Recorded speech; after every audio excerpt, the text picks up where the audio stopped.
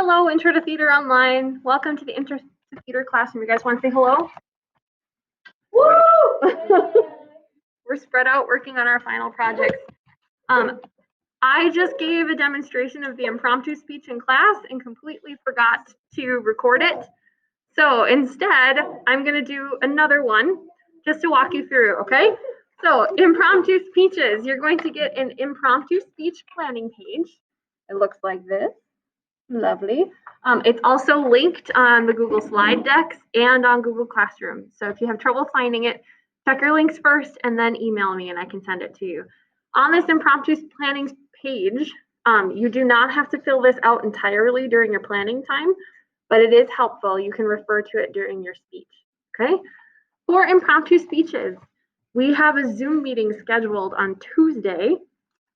You will be given 2 quotes from this bag. I'm going to draw them for you, okay? Tyler is going to draw me 2 impromptu topics. Go ahead, Tyler. Thank you. All right, and then I am going to be able to choose from those 2 options, and I'm going to be given 10 minutes to write an impromptu speech. All right, thanks, Tyler. So here are my options. As the family goes, so goes the nation, and so goes the whole world in which we live. That is a quote from Pope John Paul II. Quote number 2, the reports of my death have been greatly exaggerated, Mark Twain. Interesting. Okay, so these are my 2 options. What's going to happen now is I am going to give myself 10 minutes to prepare a speech using the impromptu speech planning page, okay? Now, let's see, Tyler or Vinny, do you guys want to time me for 10 minutes? Vinny's got it. Okay, I'm going to turn off my camera for 10 minutes here to write a speech, and then I will make a second recording that we'll post, and I will deliver my speech. See you soon. Bye. Oh, gosh. All right, that was Vinny's timer for my 10 minutes. Right, Vinny? I only used 10. 4:14 left. Okay, so I didn't use my full 10. I still have 4 minutes left. Okay, we'll see how this speech goes. Hey, ladies and gentlemen, I'm going to try to make this recording, so let's make sure there's not too much background noise. Thank you. Let's work on those final projects. Okay, so this is my impromptu speech. Usually, when you deliver this in class, I'll have my stopwatch and I'll make sure it hits the 2-minute mark. How I'll be grading these is you get 2 minutes, you get 2 minutes to give your speech. If you go over, that's great. If you're under, that's fine. I'm grading whether or not you've made the attempt. You guys. Okay. So just to remind you, the quote I chose was, the reports of my death have been greatly exaggerated by Mark Twain. Okay? All right. Here is my planning page that I prepared in 4 minutes. I just wrote some scribbly notes. You can see my arrows to help me kind of construct my speech. All right, here we go. The reports of my death have been greatly exaggerated. This is a quote by Mark Twain, the famous author of Huck Finn and Tom Sawyer. He was reportedly dead in the newspapers.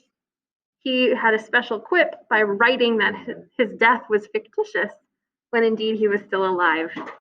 This example shows how dangerous rumors can be. When misinformation spreads, feelings can be hurt, and often more dire consequences are involved.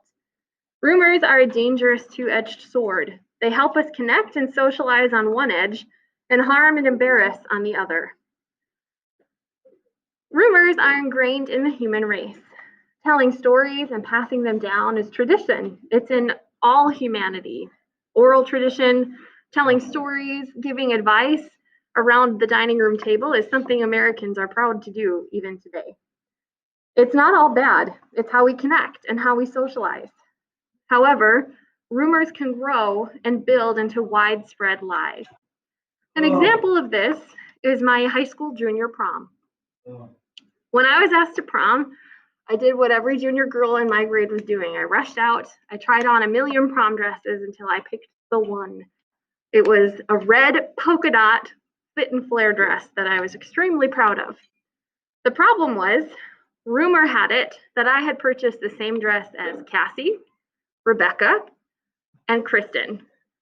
These 3 girls were my closest friends at the time. We didn't have technology, I remind you. We didn't have cell phones, so Snapchat and sending pictures back and forth of our prom dresses was not an option. The rumor was that we had the same dress, and it followed me for weeks through school. No one could take a picture and bring it to class of their dress. Everyone was being too passive aggressive to actually talk to me about it. And so rumors just wildly spun out of control. I was shunned. People's feelings were hurt. Other people went and bought new prom dresses. And that's how Cassie, Rebecca, and Kristen ended up with exactly the same dress, none of which matched mine.